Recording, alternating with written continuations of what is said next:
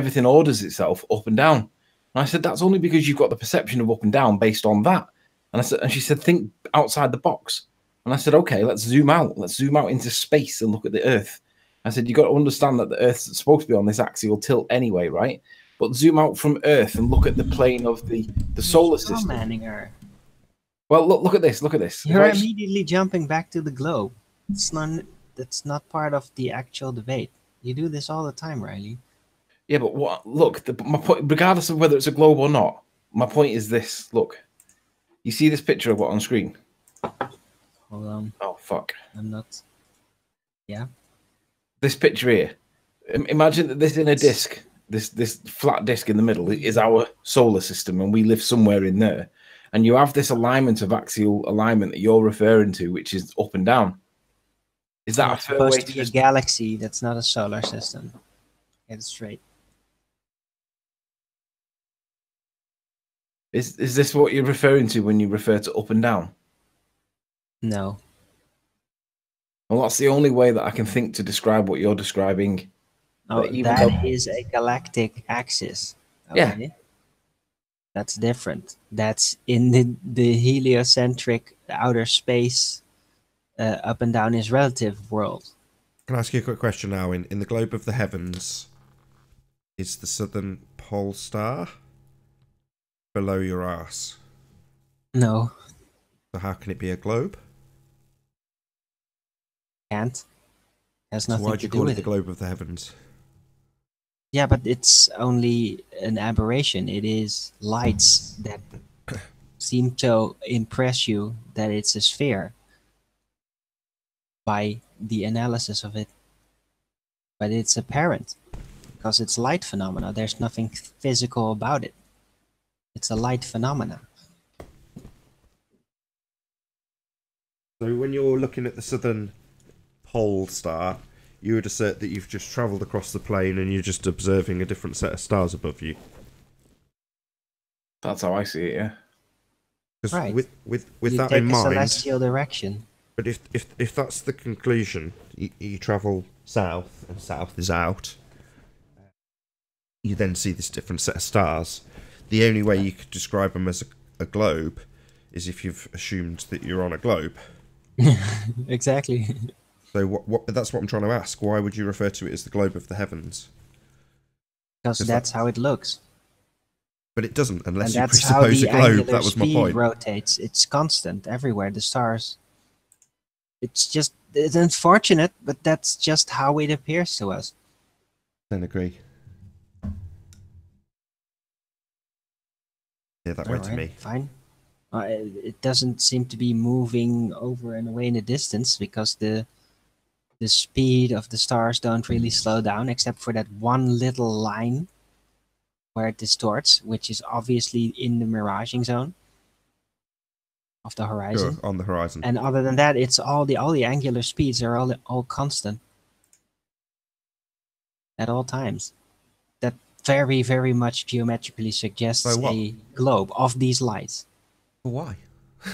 If you're saying they're just lights and that doesn't mean anything, then you can't draw any conclusion they're like from disco them. lights. You're simultaneously ignoring the fact that you're saying, well, they're just apparitions or whatever you describe them as, but then you attribute a physicality to them in terms of their shape that they represent. So you're kind of contradicting yourself. No, that's not physicality. Geometry is not necessarily physicality. It's just three-dimensional modeling, basically. But we're back to my first point. It only becomes a three-dimensional globe if you insert the presupposition that you're on a globe looking at them antipodally. Yeah, it's a geometrical deduction. That's right.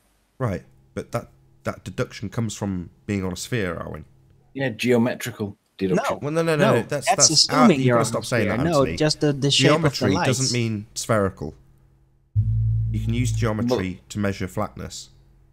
Well, it's geoid. It's based on the geoid, isn't it? No, geometry. No. Yes, in terms of the techniques used, but no, in terms of what you're measuring. Mathematical geometry. That's what I'm talking about. It's purely deductional. It's not really plane. Anything. It's just an apparition.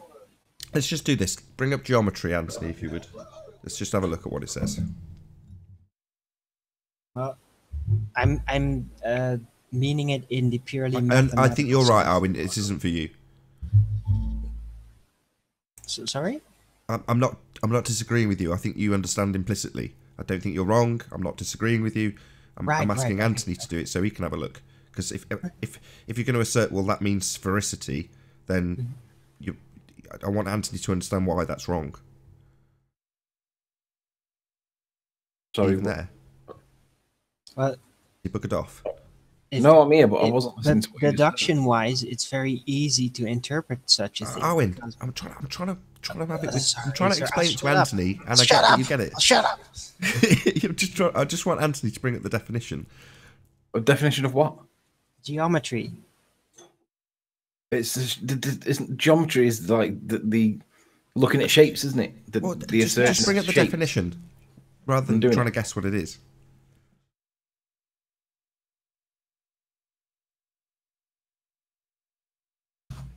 Study of shapes.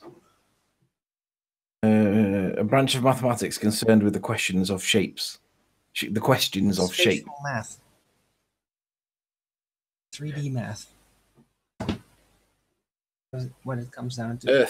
Earth measurement is a branch of mathematics. Yeah, that's where it's lent from, very conveniently. Yeah, but just read a it. sphere onto a plane. Yeah, that is amazing that that's there. That is very funny in your face. Huh. That's like right in your face. What was I getting the definition for, Nathan? So that you can see how it works. Branch of mathematics concerned the question of shapes, Arwin, size, relative position of figures. I'm reading it. I'm reading it. I know. I've read it, and I'm shush, Nathan. Right. So they're talking directly about shapes of things. Yeah, shapes. Yeah. Not Well, flat technically is not a shape, is it? Yeah. Or is it? Well, all those triangles that are on the right-hand picture, they're flat triangles, right? Well, they're shapes, aren't they? So, when you say the geometry of, why is the trigonometry, the measurements, wrong? Trigonometry is working out your angles of triangles. So, why is that wrong? Well, that's trig. And I would say it's more applicable than geometry generally. Well, it depends on what you're doing. Well, just scroll down a little bit further. Let's just see what the rest of it is.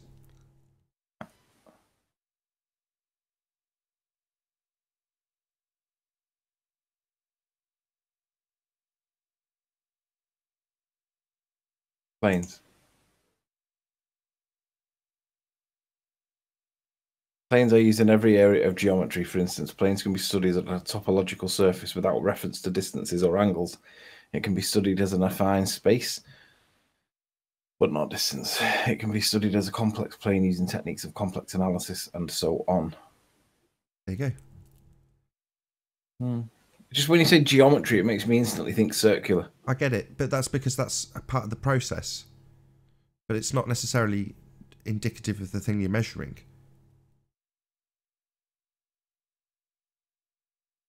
A surface is a two-dimensional object, such as a sphere or a paraboloid. Paraboloid. Paraboloid. Paraboloid. Paraboloid. Yeah, like I think a Pringle is a paraboloid. You know what a Pringle is? Pringle? Yeah.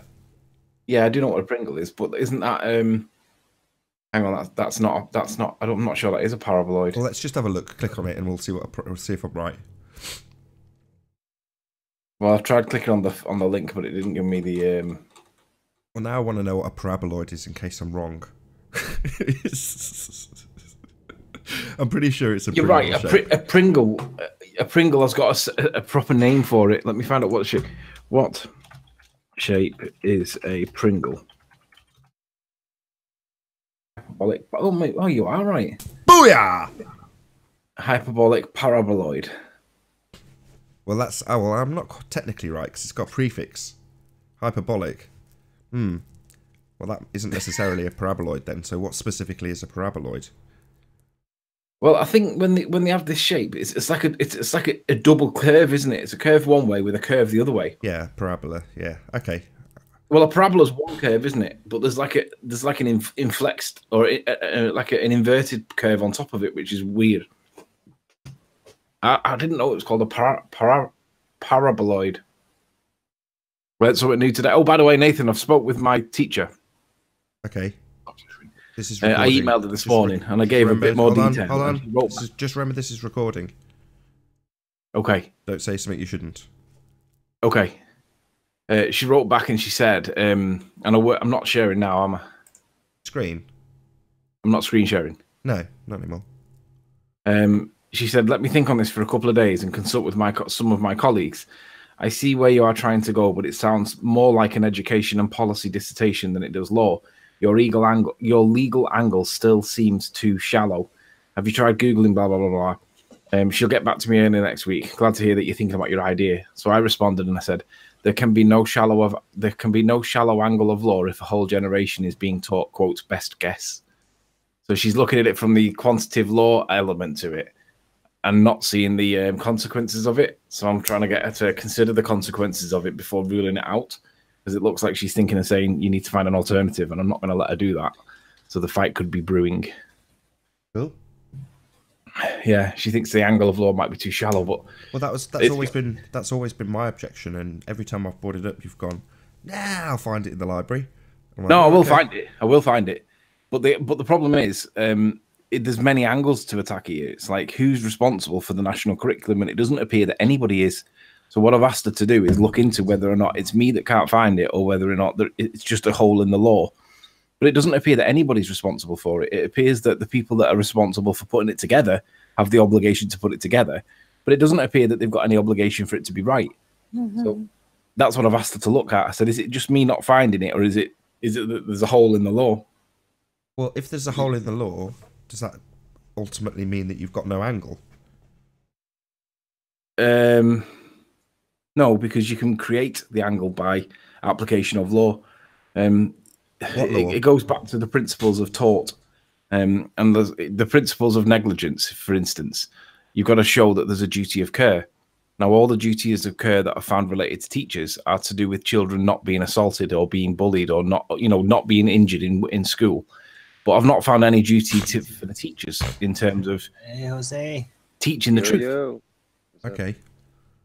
So when I've asked about it, it seems that the only obligation, the only duty is for children not to get injured or get involved in fights that the teachers are actually responsible for. They don't appear to have an obligation to teach the truth. Now, you can establish one by applying the principles from the Donahue against Stevenson case, which establish the neighbour principle, which is Lord Atkins' speech. That he says that we owe a duty of care to our neighbours, love thy neighbour. But who in law is our neighbour? Our neighbour is somebody that ought reasonably be considered to be affected by our acts or omissions, and teachers will affect children. So they will owe you a duty of care, but whether or not they've breached it or not is the issue, because the next thing you've got to show is that there was a breach. So it's like, if they were teaching what they were taught, then the case would be, well, no, because they've done what they've been told. But is it an objective or is it a subjective truth? And I think it should be an objective truth, meaning that they could be caught by it. But you'd have to then show that they knew that it was wrong, and then that they deliberately didn't do it. Which that's the part that's going to be a problem, because if they all believed it because it was what they thought was true, then they haven't done anything wrong. It's the tort of innocence. There's no tort of innocence. So that shuts off that angle. But apart from one teacher, Tim Peake. What do you mean apart from one teacher? Pardon? What do you mean apart from one teacher? Well, Tim Peake would know that what we're being taught isn't true, because he's been to space apparently, and we're saying, well, he couldn't have been to space. Right. Well, so okay, yeah. So what you're saying is, because Tim Peake's a trapeze artist. Yeah. He ultimately knows the truth and has been demonstrated to pass this information on to children. Correct. Right. So that's one angle with regards to teachers, but that doesn't. Is he a teacher? Because there could be a disconnect in terms of liability. Say that again. There could be a disconnect in terms of liability. So for the sake of argument, you as a teacher arranged a yo-yo seminar, and they came in and they taught kids how to use yo-yos, and later they went away and somebody hurt themselves, then that wouldn't be the teacher's responsibility. The direct teacher that booked that yo-yo instructor. Well, the teacher that books Tim Peake is the teacher. Tim Peake's a guest star at the school, if you like. You know, so it wouldn't be the school board that would be held responsible. It would be him himself. Tim Peake's not a teacher. He would be, though. He's holding it and passing himself off to be the teacher whilst he's teaching. There's the crime of passing off, which is holding yourself up to be somebody who teaches. Somebody who teaches isn't necessarily a teacher. They are by the law of passing off. Because you can hold yourself to be, like Rumpus, for example. He holds himself to be some kind of teacher, professor kind of thing. Well, he's not a registered teacher. Probably not a registered teacher. Assuming that he's not. Assuming he's just a normal bloke. Then what you're saying there is that he would never be classed as a teacher, but he would be in the law of passing off. Because if you hold yourself to be like a race driver and you give like education on being a race driver, but you're not actually a race driver, but people think that you are, you are going to be. So you are going to be found guilty of passing off. So he's passing himself off as an astronaut and then teaching people about astronauting, and correct. He's not. He's a fraud. Yeah. So passing off, but that would only really apply to Tim Peake, because all the other teachers would be following what they were told to follow and probably well believe. There's still who cares? That's an angle. Who cares? It is an angle, you're right, but this is only one angle, because the obvious other angle is, well, who makes the national curriculum? Who's responsible for that? And is it the responsibility to be accurate in terms of the truth? Or is it just to fill it with a load of shit and then promote it as far as being the education, which is what it is so far? The education minister for education, he only has this obligation to promote education in England. I read it. Just, are you worried about this? Me? No. But she's already being negative.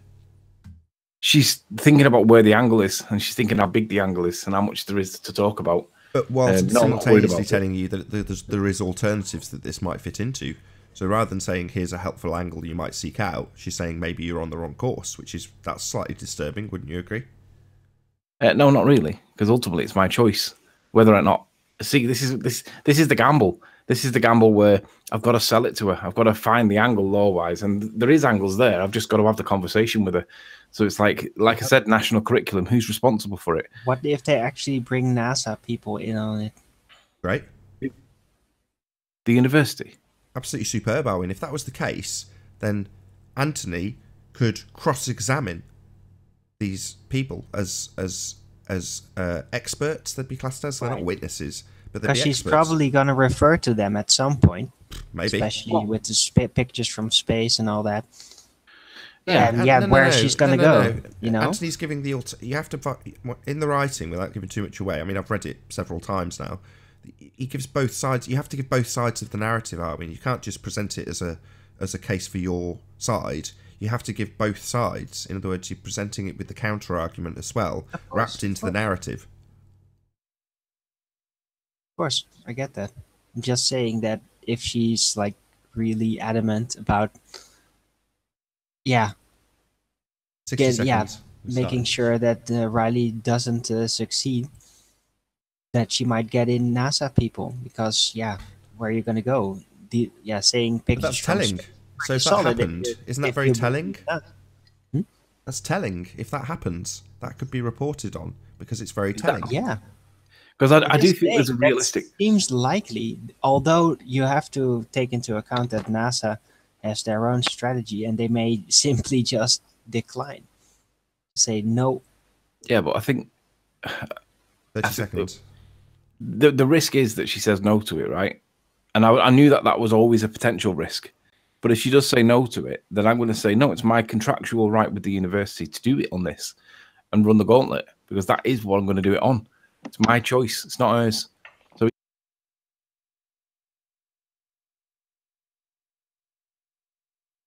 oh, what a day! What a lovely day!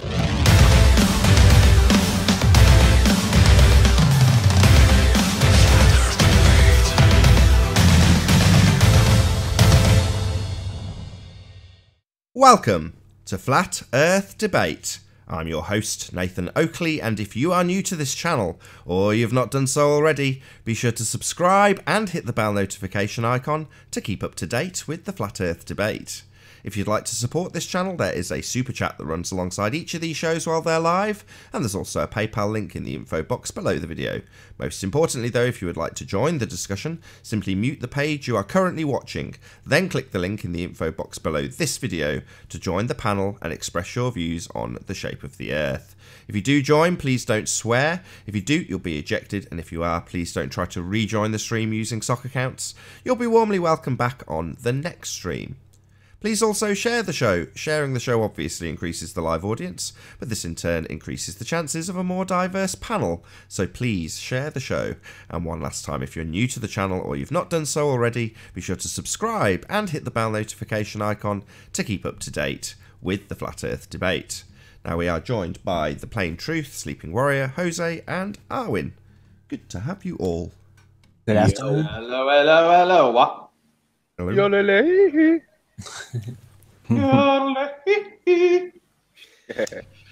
So any signs of curvature? Let's get the housekeeping done. Nope. No, none. Any signs of axial rotation? No. No. No. Not even of the Earth-based variety. Excellent. Any evidence of the distance to the sun? There's definitely no distance to the sun. Exactly. Nope. There's no measuring tape long enough to measure that distance.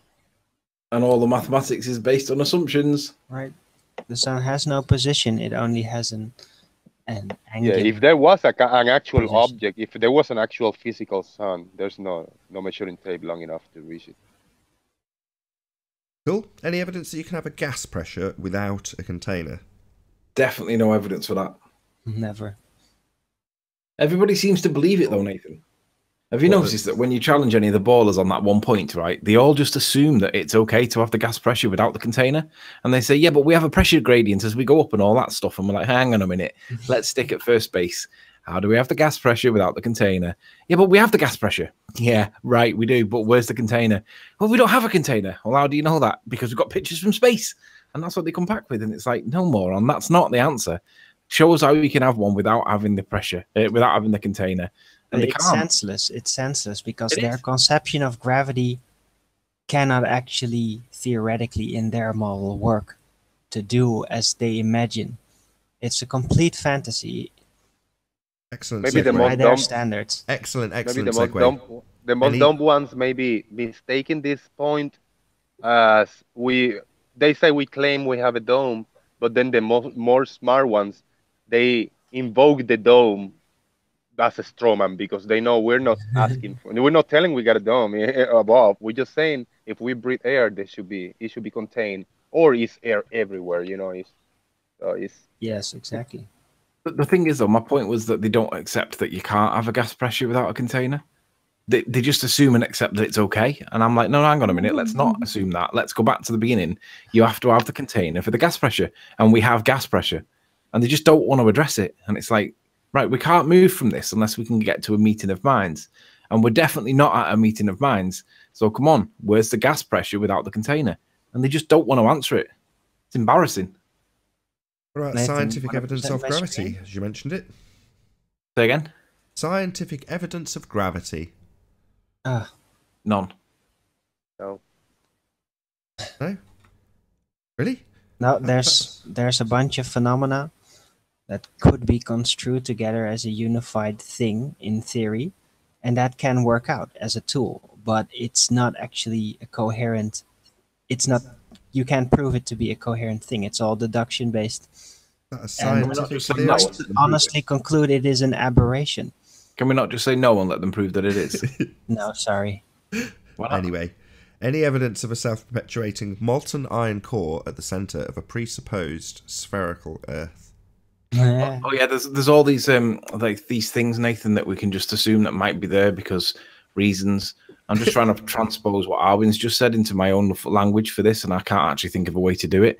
But we'll just assume that there might be something there. Don't worry about it. I will be repeating it for the coming months. You'll have plenty of time to let it sink in. It's left enough Let it weasel sink room. in. Hold on, Anthony. I feel if you listen to what Arwen actually states, he's left enough weasel room for you to be content. I think you'll find. I'm not sure there's weasel room there, though. He's There saying is. that there's a phenomena. And No, I'm he's like, not. what do you mean? No, he's not. No, he's not. You're not listening. Tomorrow he did on the say next show. No, let's not drag this out. On the next show, Arwen, repeat your statement, and Anthony, listen intently to what he actually says. Don't repeat it now, Arwen. We'll do it on the next show. All right. Any evidence All right. of the R value, the Earth radius R. that's presupposed? The mythical R. That mathematical tool they can never let go. Until they're all zombies. R. R. I like the ones that don't get it. So they go, how can you have a southern rotation in the southern hemisphere? And you go, in R you trust. They go, what are you on about? They don't get it.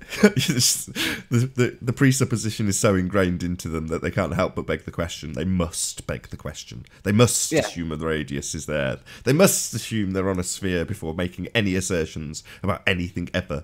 I'm on a sphere. Well, the way I deal with this now is to say to them, okay, the star rotation's in the south. All right. So let's work out where your antipode position is. And you say, well, what country are you in? North America, right. So underneath you, we're going to be where? So they work it out and they say, right. So once we've established that we know what your antipode position is, you're going to point to it on the horizon, right? Which way south from where you are then? And then they say, well, you get your compass out, you go, blah, blah, blah, and then they point somewhere to the horizon. And I said, no, that's south for me. Where's south for you? And they said, what do you mean? Where's south for you, dickhead? Antipode means it's under your ass. So you've got to be pointing through the floor. And he's like, yeah, but that's just a direction to get there. Yeah, but it's not south though, is it? Yeah, the south direction on the ball to get there is through the floor. If you assume that you're on a sphere and it's curving around and that south isn't pointing in the direction that you're actually going to end up in, it's just pointing outwards. But of course, you're travelling along a curve, right? South on a ball is straight through the floor. Let's be clear. Shut up! Thank you. I'm not talking. He wasn't saying anything. Jose was being very quiet. I was quiet, man. He's talking to his dog. Are those the voices talking to you again, Tony? That's his dogs. Yeah, one's got a toy and wants to play. The other one's minding his own business and doesn't want to play. So that we have a standoff. I see. With all the respect you deserve, Riley, I know you got something to talk about, probably about this project you're working on. I wanna get Nathan's take on the interview yesterday, because to me it was a really, really good interview. I enjoyed it very much. You flat smacked the hell out of the girl that interviewed you. She didn't even know what to ask you, because once you start coming in hard on, not hard, but answering very solid answers, she was like, oh, what do I answer? I don't want to be yelled at, you know. So what was your take on the interview? I liked it. Yeah, she was good. Mark Sargent put me in touch. Loads of people have said, what's this deal with her and what's that deal with her? And it's like, I don't know a great deal about her. Mark Sargent put me in touch. I contacted her and said, yeah, I'm willing to do an interview if you want to do one. And that's basically it. I don't know a great deal about her. I put a bit of info in the info box, but that's all the info I had from Mark Sargent. So, like I say, I was pleased with the end result. Hopefully she was too. And I saw it as a simple interview. You were just being you. I mean, the same way you behave or answer or talk over here. So I don't know what some people struggle or question, like hesitate on doing an interview. Because they're like, oh, what am I going to answer? What are they going to ask? Just be yourself and speak up. You know, it's my take on everything. Hey, Josh, you hear us? Hey. Yeah, good to have you. Hey, Physics, how you doing? Hey, Nathan. Good to have you. Hey, Josh. Josh, have you worked out how tall a 10-foot wall is when it's 20 miles away yet? Come on, Riley. That was your job. Have you worked it out yet? Have you realised it's not 20 foot when it's 20 miles away yet? Definitely your job. It's, no one measures anything when it's right up to their nose. So what was your question? Now, how tall is a 10-foot wall, right? That was your question, right? And I said to you at the time, it depends how far away from it you are. And now what do you think? Have you gotten my better? My position still stands, but does your position still stand? Do you still think that a 10-foot wall, when it's, say, 10 miles away, is still actually 10 foot? Yes, Riley. No, and yeah, so do I. If you just gotta rain on Anthony's parade for a second. I totally agree with Josh. A 10-foot wall is always a 10-foot wall, because what you're assigning only to it... orthographically, Nathan, only orthographically. No. Orthographically, it doesn't make any difference. If you measure it with feet and inches, It makes absolutely sod all difference how far away you away from that wall. It will always be 10 foot because that's the... Not to the observer. Yeah, well, no, you're assigning a measurement to it. So instantly, it doesn't matter how far away from it, it's always 10 foot in that measuring structure. Whereas it's subjective distance, Nathan. Let me finish. God, triggered Anthony or what? Triggered Anthony. Let me finish. So the feet and inches will never change. That is the assigned measuring system that you are talking about. So it's always going to be a 10-foot wall. The angle will change as you back away from it, but not the feet and inches. Sorry. To the observer, it's not 10 foot anymore unless it's it in is. your nose. Yes, it is. It is 10 foot. It just appears to be smaller. It appears to be smaller, Correct. but it is still a 10 foot. We have something called perspective, Nathan. Are you a moron? Oh, no, not a moron. Anthony, a measuring size is not an indication of its apparent size. If you give it in feet and inches, Anthony, it's just a literal height. You give it in feet and inches, it doesn't matter the distance. That feet and inches measure will remain the same, regardless of how small the angle that you view it at will be. So it will always be a 10-foot wall, but the angle will change as you get away from it. But that's a totally different measuring structure. So as soon as you say 10 foot, it will always be 10 foot, no matter what the distance. Nathan, you and I have just agreed for the first time in our lives. Really? I don't know you personally, so what? That's not a big deal. Sorry, I was just making Hey, sure. Nathan, have you forgotten about me, Nathan? Not at all. I know you are. Why would I forget you, Josh? Oh, okay, good. I thought you'd forgot me for a moment. Hey, just a quick random question. I had like a really long day today. And I looked it up and I noticed I had a 14-hour day today, 14 hours of daylight.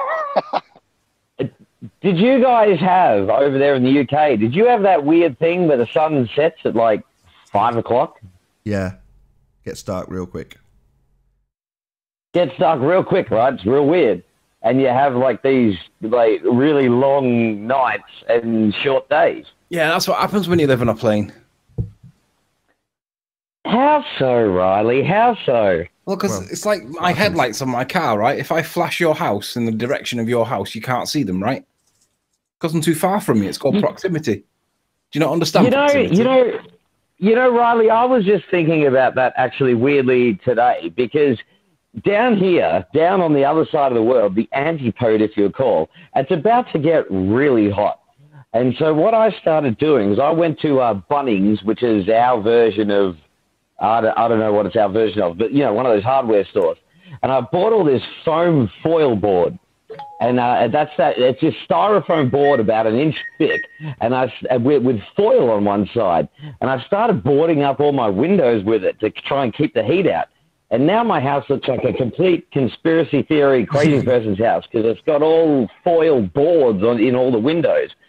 But point being was I was trying to block the light, and I was noticing that if I simply just try at nighttime to close all, like block out all of the light, your eyeball is so sensitive. I can tell if there's a tiny little bit of light creeping in from under a door somewhere. Do you agree or disagree with that? Do you know what? I completely agree, creepy, but yeah, interesting.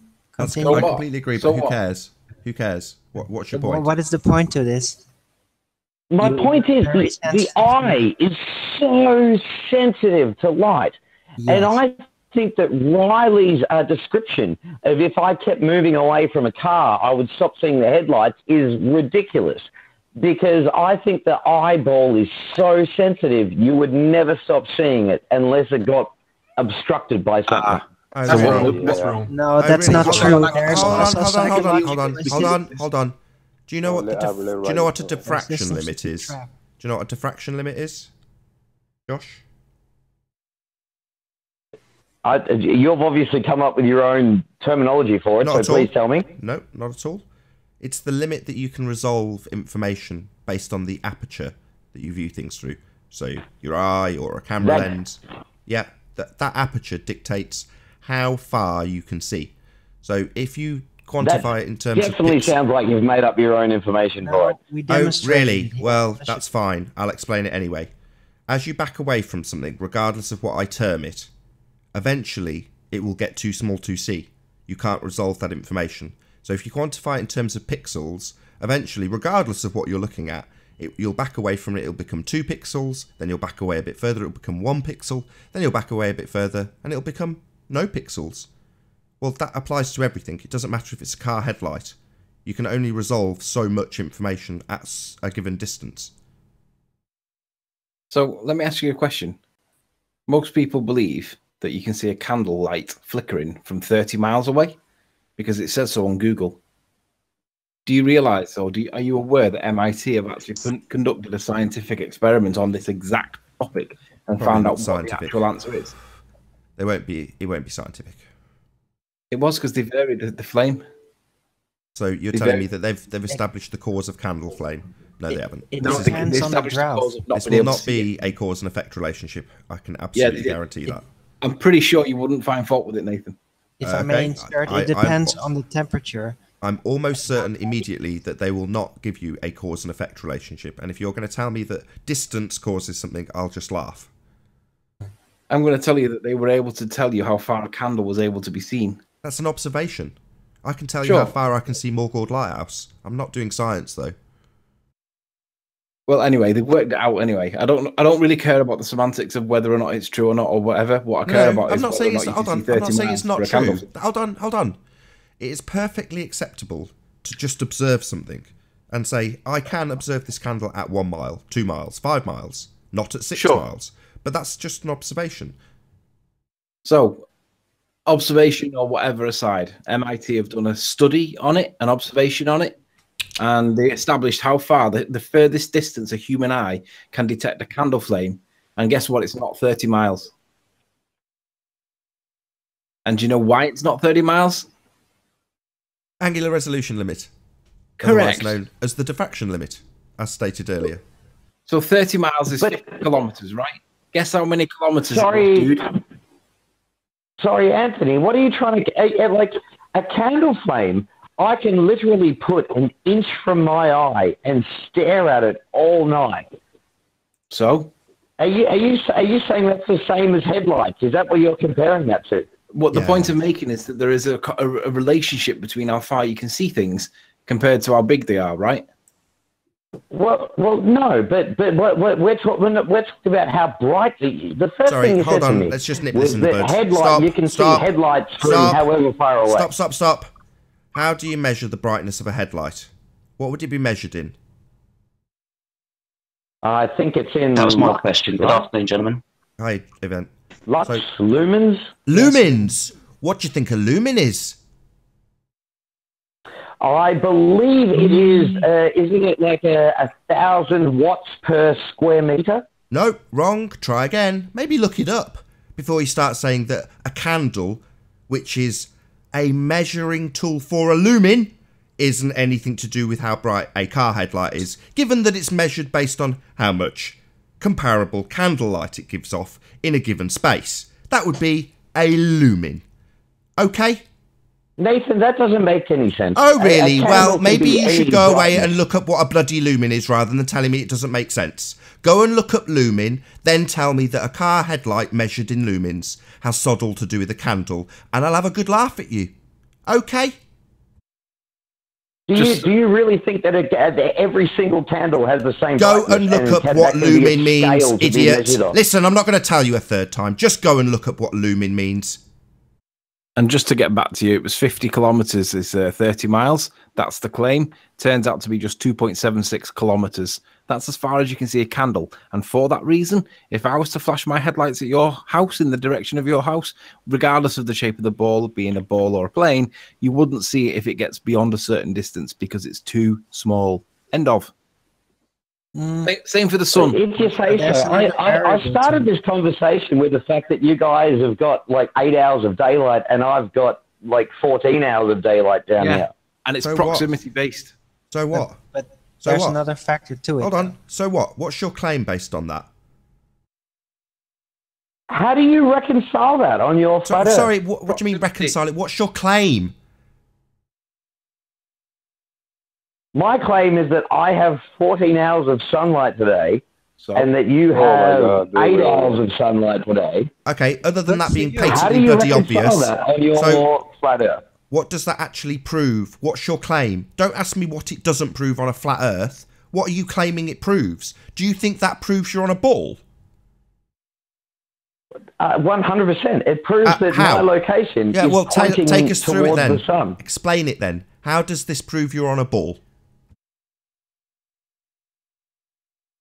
Well, okay, so during the course of the year, you know the Earth is on a 23.5 degree tilt, right? Oh, so we're already on a bloody ball, are we? So we're already assuming we're on a ball with a tilt, you absolute retard. So if we assume we're on a ball, so let's beg the bloody question, assume we're on a ball, then you'll make your example. No, retard. Let's not beg the question. Let's not assume we're on a ball with an axis, you absolute moron.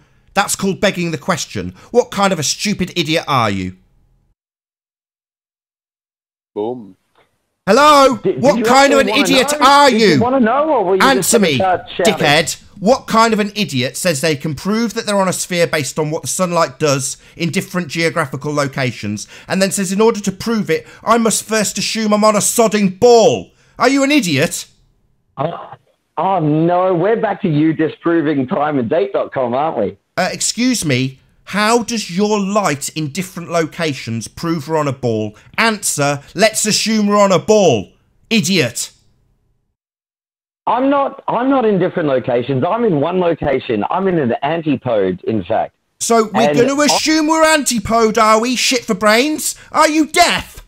I've just explained this to you. No, we're not going to assume you're antipodal. That's your assumption. It's called begging the question. How many times do you not watch the show? I catch it every now and then. Oh, really? Well, catch this, dickhead. That's called begging the question. We won't be assuming that we're on a sphere to prove we're on a sphere. Okay? So your example proves... Listen, unless we assume we're on a sphere, your example proves dick. Nothing. Absolutely zero. The only way it proves you're on a sphere is if you demand at the start of your example that we assume we're on a sphere. No, religious zealot dickhead. I'm not going to be assuming you're antipodal to me, idiot. Is that my turn now? My turn now. So all I asked, Nathan, was I got 14 hours of sunlight today, and you guys got 8 hours of sunlight today. How does that work on your idea of the world? Who gives a crap? It just works. It just happens. So what do you think it proves? I'm not making any assertions about that. You think it proves a sphere. We've just ripped that apart. I can explain it if I presuppose a globe. Oh, well, that's useful. Here, we don't beg the question, you stupid muppet. Yeah, but you can't explain it. Oh, really? I'm not trying to explain it. I'm not making any claims based on it. Yeah, but it happened today, Nathan, for both of us. It happened. It was the real world that happened today. And? I realise. I conceded that. Sorry. What are you trying to get? What are you trying to get?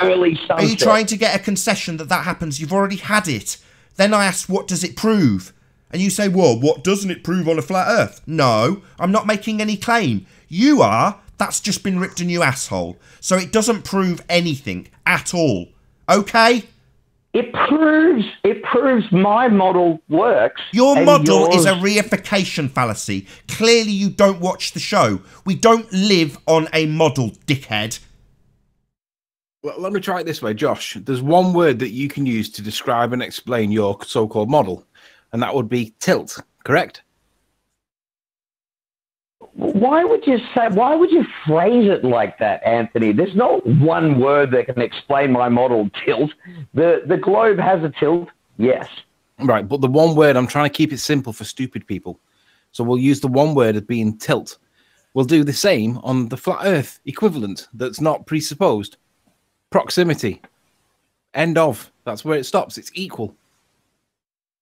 What? You can't just throw words and full stops at it and think that's an explanation. Oh, really? So you can throw in a presupposition that we're on a sodding ball with an axial tilt?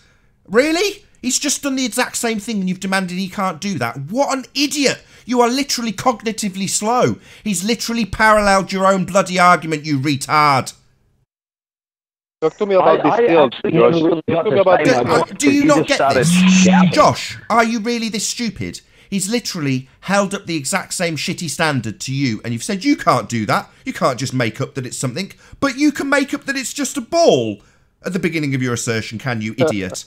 You complete idiot.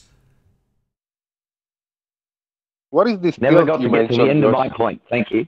What, that you can presuppose you're on a bloody ball? Yeah, we know we have idiots that beg the question. Wow, we. What is this tilt you mentioned? How do you know there's a tilt to the Earth? I mean, like, how can you prove this to us? How can I prove the tilt? Yeah, you don't need to ask him it back to buy yourself a bit of time. Just prove there's a tilt.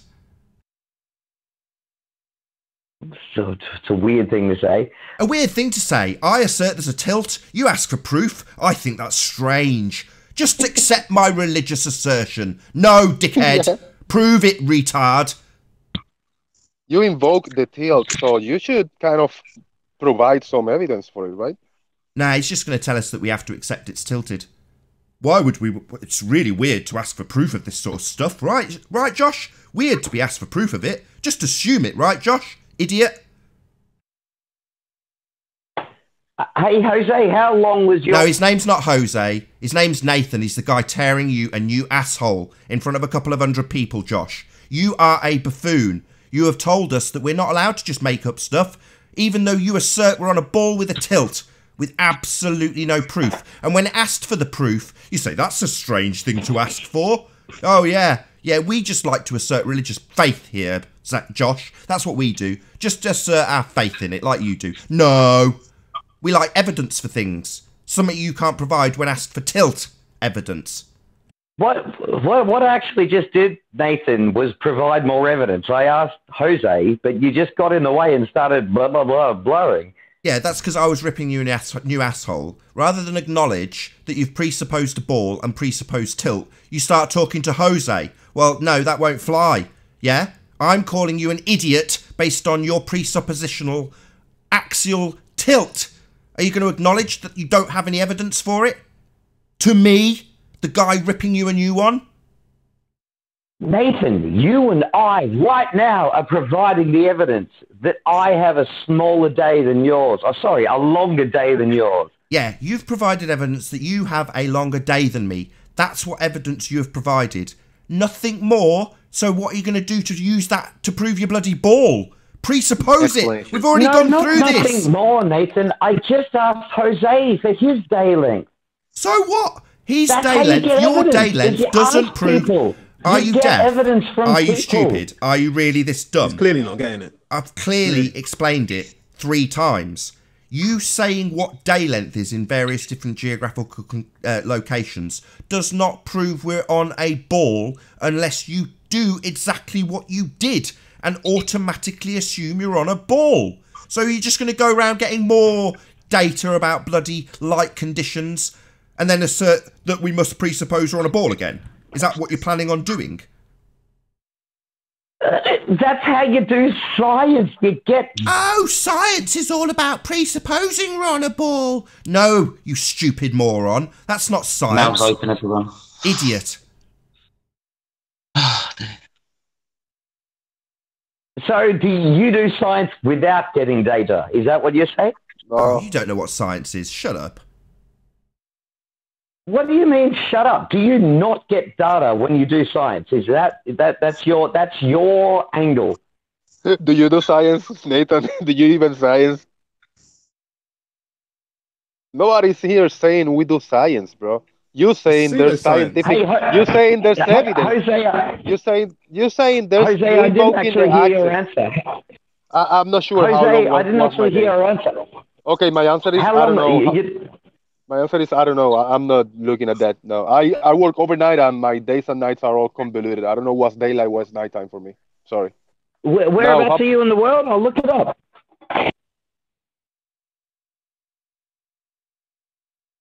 Why? What do you mean, why? I dropped. What's the point? We've gone through this already. Why do you refuse to get information from all of your subscribers, Nathan? Sorry, you're not answering my question. Why do you want this information? Because getting information is how people get smarter. Right.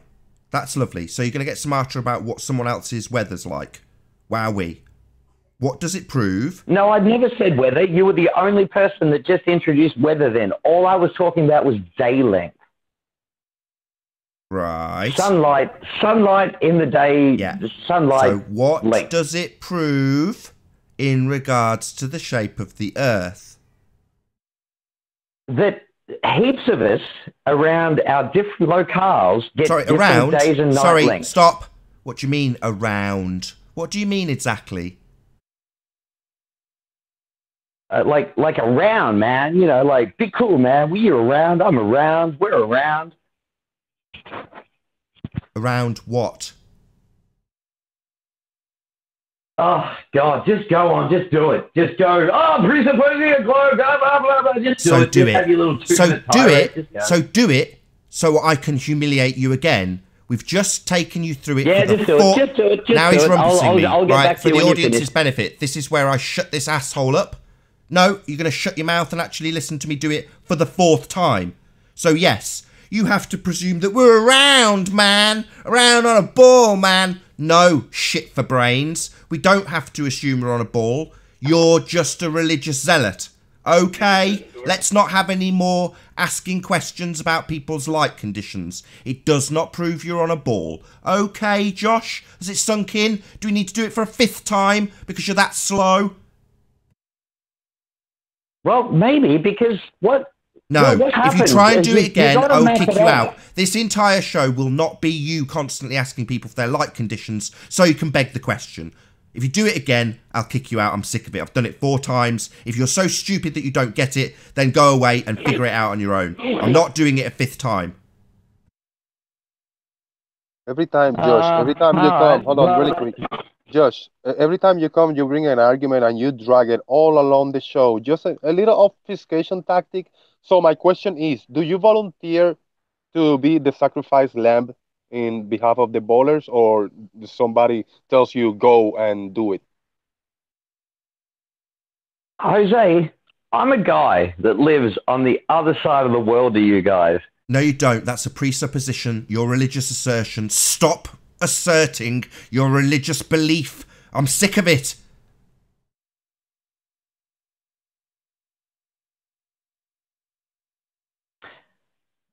Look, this is a good connection for me at the moment, so I'm not going to drop, but I'll go on mute. You guys do what you do, but I'll jump in if anyone wants to talk to me. Yeah, if you've got a religious belief to assert, I'm sure you'll come along with the assertion about your religious belief. Jolly good.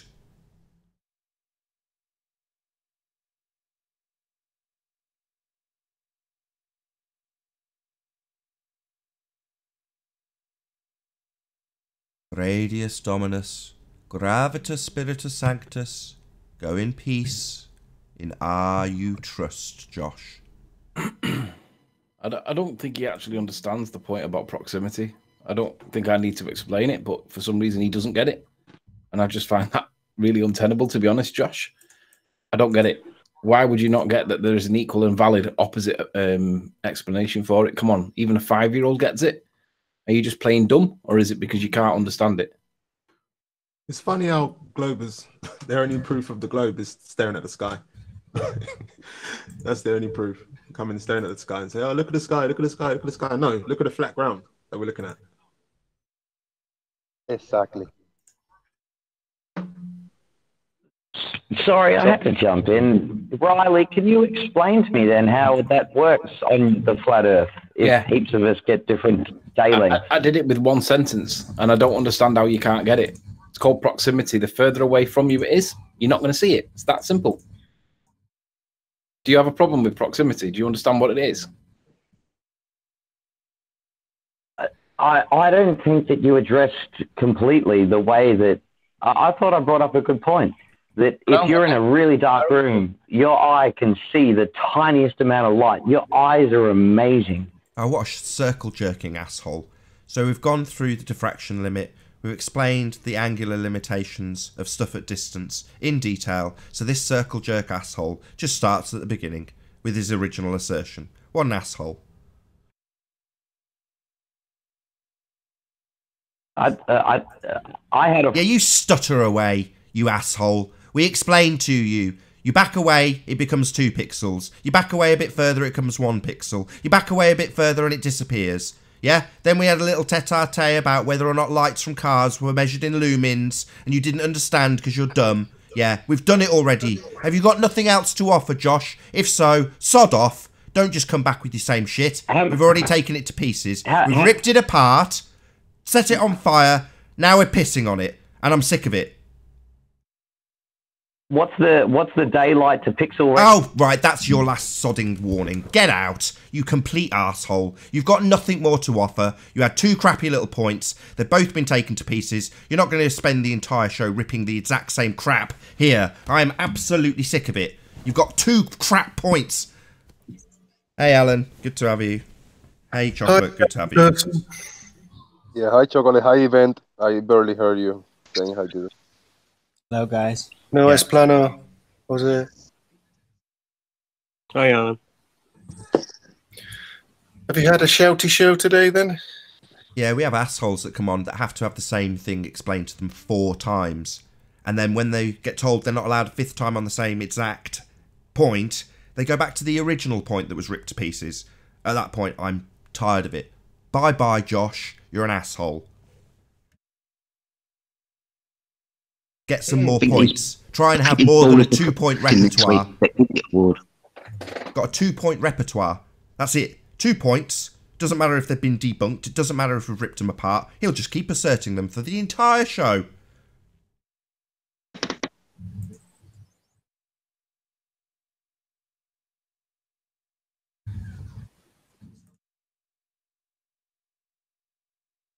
Ah, that's better. Tranquility without Josh. And relax, Nathan. Say again? And relax. Indeed. Anyway, good morning, guys. And breathe. Welcome to Alan's deep bath. I don't want to get in a bath with you, Alan, sorry. Why not? I might be as close to a woman you'll ever get. Yeah, no. Sorry, do you want to say that again? What? What was what that, in Alan? the fuck? What was that? No No swearing. please, no swearing. What was that, Alan? What do you mean? You said found something some good about prostitutes, Alan? You referred to yourself as being the closest someone would get to a woman. Yes, that gentleman. That's I an may be the interesting, closest. interesting you statement. get to, Yeah, no, I'm a father, mate. I've been closer to... allegedly. I'm not even going to get into this, man. That was fun. Allegedly. Sounds like a logical fallacy. Raise your hand, those who agree with Alan. Have you got anything today, Alan, apart from little stories about stuff? You got any evidence today, or have you got something you'd like to assert or bring forward?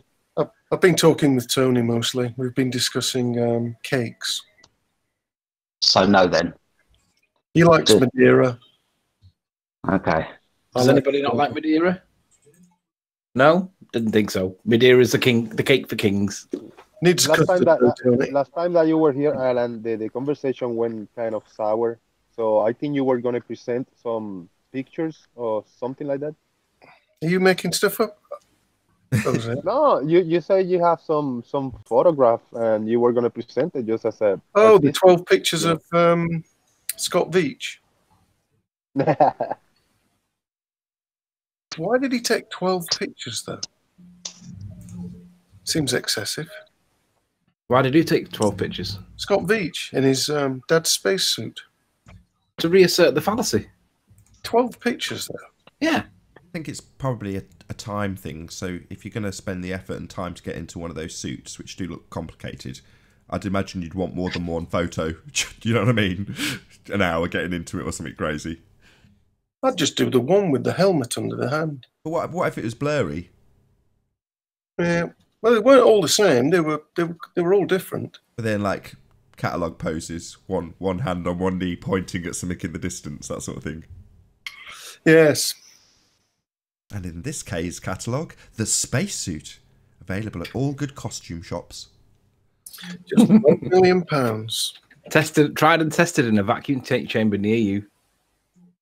It's no different from the Star Wars Artist Concept Annual, isn't it? It's the same sort of thing. They have designs for costumes and this, and have pictures about it, and photographs, and have details of the ships and stuff, so fans can get really involved. It's exactly the same thing as NASA. They print you pretty books with pretty pictures so you can collect them and, you know, feel good about yourself. It amazes me that NASA let him take it home, because the BBC costume department would never allow that. No. Maybe if you risk your life for king and country, you get to keep a little memento. Maybe. Why did he get to keep his then?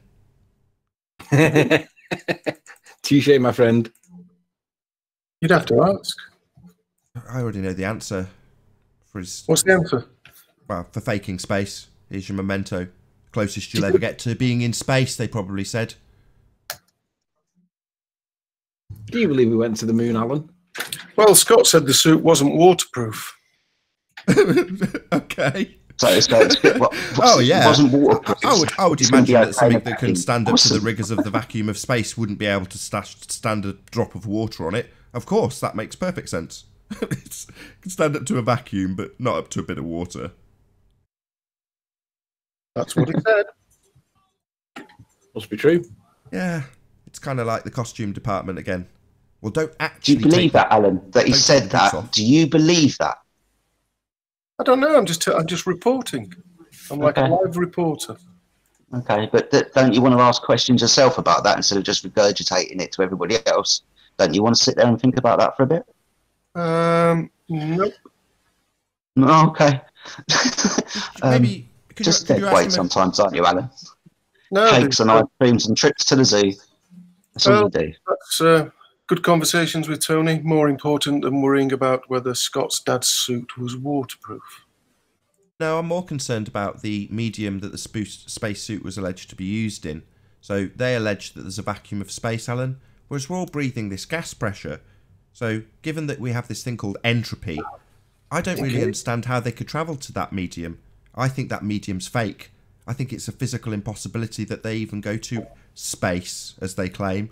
So given that space is fake and defies entropy, I'd be asking, how do you get to space given that we have gas pressure and you claim there's no barrier? How's that possible? It's an interesting question, that, Nathan. Or maybe there's a gravity barrier. How do we get a gradient? Sorry. How do you get the gas pressure first? Sorry, be a bit more clear. What kind of gradient? Hang on. Be a bit more clear. What kind of gradient? Would it be a gas pressure gradient? Oh, yes, we got a gas pressure gradient, but well, that comes after my question then. We'll worry about that once we figure out how we've got a gas pressure. How have we got a gradient with a lid on? Sorry, what kind of gradient again? You seem to be missing out the bit that I'm asking about, which yours is an addition to. I didn't hear you, sorry. What did you say? I said, what kind of gradient? Would it be a gas pressure gradient? Yes. Well, let's worry about that after we figure out how we first have gas pressure. Because in order to have a gas pressure gradient, you would first have to have gas pressure. And that would be what my question was about. How do we have gas pressure? And you'd need gas pressure to have a gas pressure gradient. So we'll worry about that next when you answer my question about how we have a gas pressure without a container, before you talk all over my devastating point that debunks your medium of space that idiot liars like M. Scott Veach's daddy tell people they've been to. That medium can't exist, Alan, because we have gas pressure. If that medium was real, we wouldn't have gas pressure because of entropy. So let's not worry about the gradient, because we definitely have gas pressure. Don't we, Alan? Gradient inside a container. Does it not equalise? Sorry, inside a container. Yes, that's right. How do we have gas pressure without that container, Alan? No, I've asked a question. What do you mean, no? Yes, Alan, in your religion, you have gas pressure without a container. No religion. Oh, really? How do you have... Religion Oh, requires you're just going to faith. rumpus me? How I'm do all you have about the gas evidence. pressure? How do you have gas pressure then? I'm asking you a question. You've not answered it yet. I asked how you have gas pressure, then you ask how you have gas pressure gradients. Well, that comes after gas pressure, doesn't it? To have a gas pressure gradient, you'd need a gas pressure. So we'll worry about that after we figure out how we've got the first thing before you talk all over me again. We'll first worry about the gas pressure because that comes before a gradient. So the first things first, gas pressure. How do we have it without a container? I'm not saying it. What? We can't? Yeah, because you can't, Alan. You can't have gas pressure without a container. Okay, then But you said you won't say it. Now you're gonna rumpus me while I say it. You can't have gas pressure without a container, and in your religion, you have a vacuum of space next to a gas pressure, defying entropy. That's unfortunate for your religious belief and any idiot liar who asserts that Daddy went into a medium that defies entropy. So liars like M. Scott Veach and his daddy, who claims he's been to that medium, are in a bit of trouble because their idea of a vacuum of space can't exist next to the pressure we all breathe. It would dissipate into the vacuum, Alan. So, I'll ask my question again. Not no, no, no.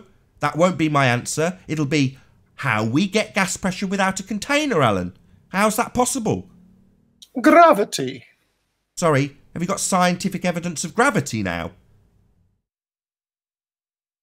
You said you're all about the evidence just a second ago, Alan. Yeah, so I'm waiting for my question to be answered. Maybe you could answer it, Event. Sorry, how do we have gas pressure no, without a container? you've been Sorry, hold on. wondering what- Hold on, we're not getting on to your I'm question.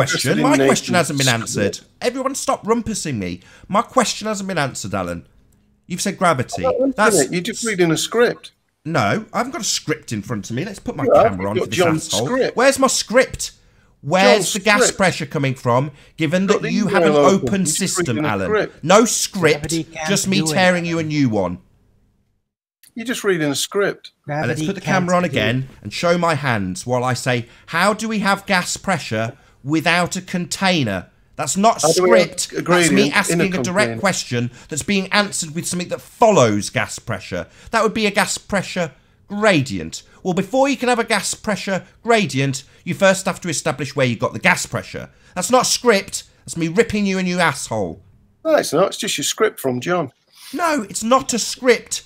It's a fact of life. Entropy. If you're going to have a vacuum and you have a gas pressure, it will disperse into that vacuum. It's called entropy. Are you going to now deny the second law of thermodynamics? Really, Alan? Nathan, he's just trolling. He's not contributing at all. Hello, Travis, my good friend. Are you in Ireland yet? I'm change of not. subject. I actually No, couldn't do ask my him the trip. same question, Travis. I'm he, not he interested. never does. Where's the evidence, Alan? Let's get back on point. You're all about the evidence. Where is it? Gravity's a religious assertion. There's no scientific evidence of gravity. Oh, you think it's funny? I don't think this is funny, Alan. I think I'm dealing with religious zealots. People like Jehovah's Witnesses who come to our door to tell us about their religious belief in things like gravity. You don't have any scientific... friendly chat, you horrible man. Oh, sorry. What do you mean, horrible man? We're asking for your evidence. Oh, dear. Oh dear, that's right. You don't have any. You just have a religious assertion about gravity. On top of your religious assertion about the space that we can't have because of entropy. Okay, Event. Sorry, my name's Nathan, and I want to know where we get gas pressure without a container. That's my question. So I would like an answer to that question, please. Where do we get gas pressure without a container? Oh, I've moved on. Your script's boring. Oh, really? Well, it's only boring because you don't have an answer. So you need to move on. I don't. I'll keep asking it until you go, I don't know. It's just my religious belief, man. They tell us it's possible. And people like M. Scott Veach perpetrate the lie. They keep perpetuating it because he needs to. Because it's devastating to his dad's lies. So he needs to push this shit on religious people like you, Alan, who believe him. And when they're asked to back up their lies So back up Scott Veitch's lie. I've seen the photographs. What, of a vacuum existing next to a gas pressure? Really? No, the spacesuit. Sorry, we're not talking about that. We're talking about gas pressure. Try and keep up. We've only said it about 20 times. Can I ask a vent?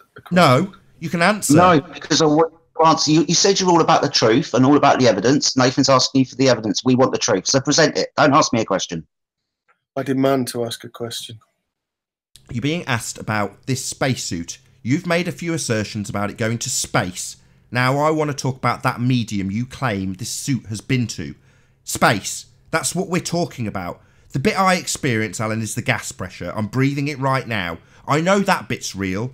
I don't know about the space bit, however. Now, when we get the description of space, it's a vacuum. Well, that doesn't work.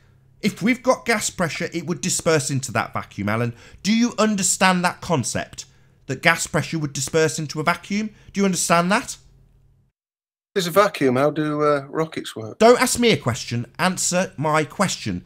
Do you understand that gas pressure would disperse into a vacuum? It's a yes or no question.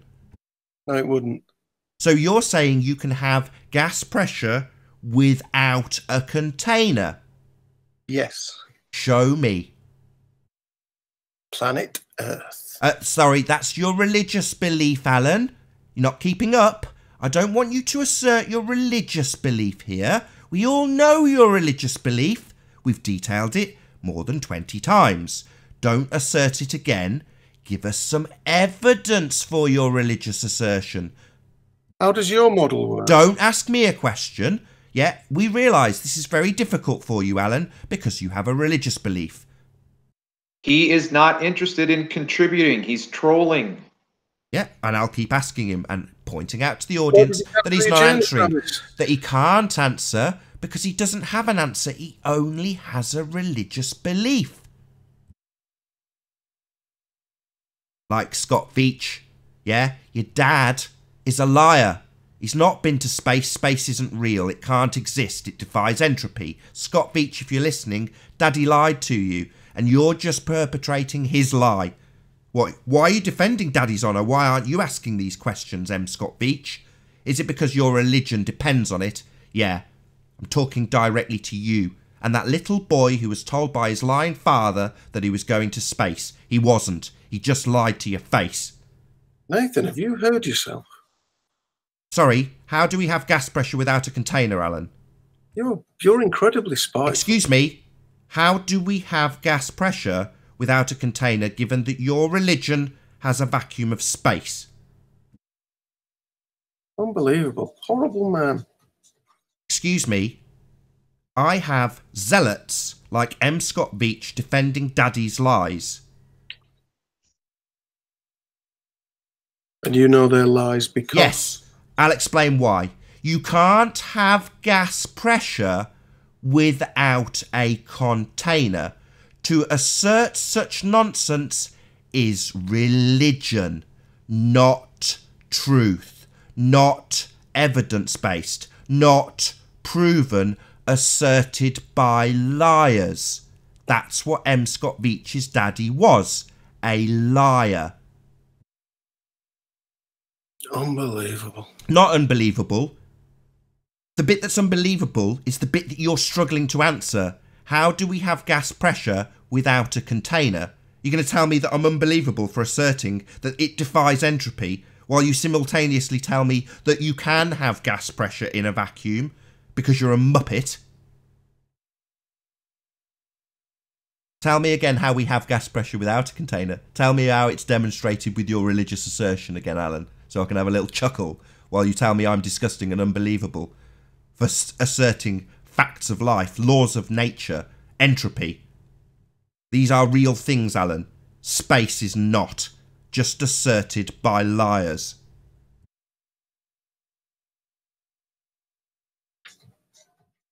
Come on, how do we have gas pressure without a container, Alan? What about the air that you're breathing now, Nathan? Yeah, I know we're breathing air. That's gas pressure. I know that bit's real. What about the bit we don't see? Where's the pressure coming from? How does that exist next Is it to a coming from vacuum? the column above it? Sorry, you're going to talk about the gas pressure gradient now, are we? No, we first must explain how we have the gas pressure, given that your religion has no container. People like M. Scott Veitch's Lying Daddy assert they go into the vacuum of space. But magically... Oh, no, not magically. I've got another religious belief in G. Right, Alan? You're weird. Oh, really? No, I just expect evidence for this shit. You don't have any. You think it's weird to ask for evidence for your religious assertions.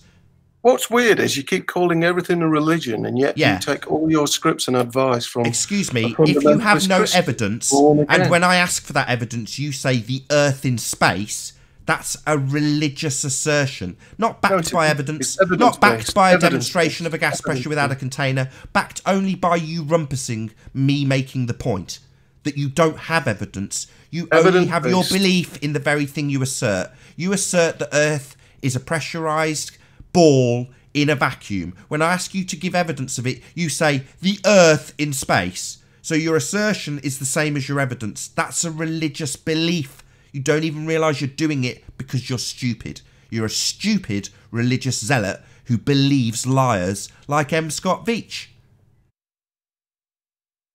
You're just dumb. Dumb and easily tricked. I pity you, Alan.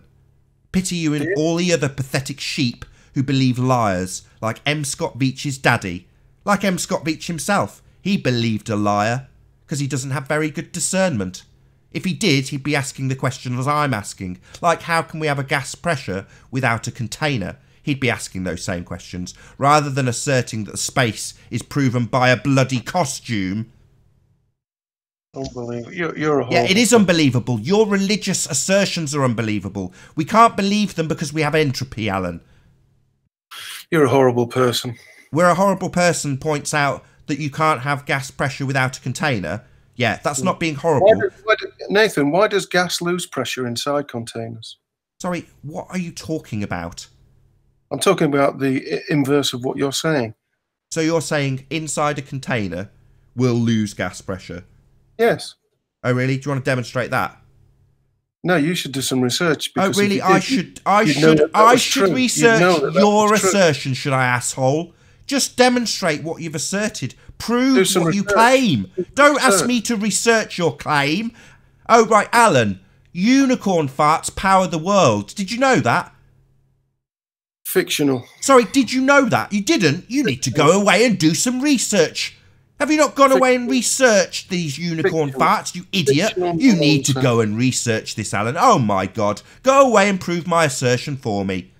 Idiot. Fictional nonsense. Right, so you're not going to go away and research my claim and prove it for me? Oh, right. Why would that be, Alan? Oh, just another straw man from... Not another straw man. I'm holding up your... I'm doing what... Unbelievable asshole. So, how do we have gas pressure without a container, Alan? How do you have a gradient within a container? That's after we establish how we have gas pressure. Sorry, we're not going to have a gas pressure gradient. Okay, Alan, we can't have a gas pressure... Oh, you're going to rumpus me. We can't have a gas pressure gradient without a container. Oh, that shut you up real quick, didn't it? So, how do we have gas pressure, Alan? How is that possible given that space is a vacuum? Do you think it's a perfect vacuum? Sorry, how is it possible we have gas pressure? How am I breathing given that outer space is a vacuum? Why isn't entropy taking effect, Alan? I wish you weren't breathing. That's not an answer to my question. It's quite a nice image, though. Sorry, how do we have gas pressure, Alan? You think space is a vacuum. You think M. Scott Veitch's daddy's suit's been there in the vacuum, right? Well, how is that possible given that I'm breathing right now? Scott. Sorry, Alan, do you want to repeat that? Evidence of gas pressure, I'm sure. Go on. Sorry, you're breaking down. You're breaking up. I'm sure you'll... I said go ahead, give me your gas pressure evidence. Let's hear it. Do it, Owen. Do it. Let's hear it. Evidence of gas pressure without a container. You're breaking up, Nathan. You're breaking up. Sorry. No, I can be heard perfectly clearly. That's not going to distract from my question. Any last words, Alan? I love you, Owen.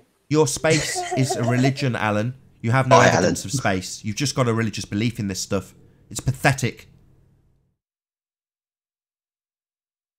Is your only comeback to call me a horrible man? When I say you've got a religious belief in this crap, your only comeback is to say I'm being horrible. It's pathetic. You're a weasel. You're a sad religious zealot. You're no better than a Jehovah's Witness. Knocking on our door telling us about your religious faith in this crap. He's just a He stage keeps coming back like a Jehovah's Witness as well, doesn't he? He's a stage act. He keeps it to his level and he just never gets into anything really.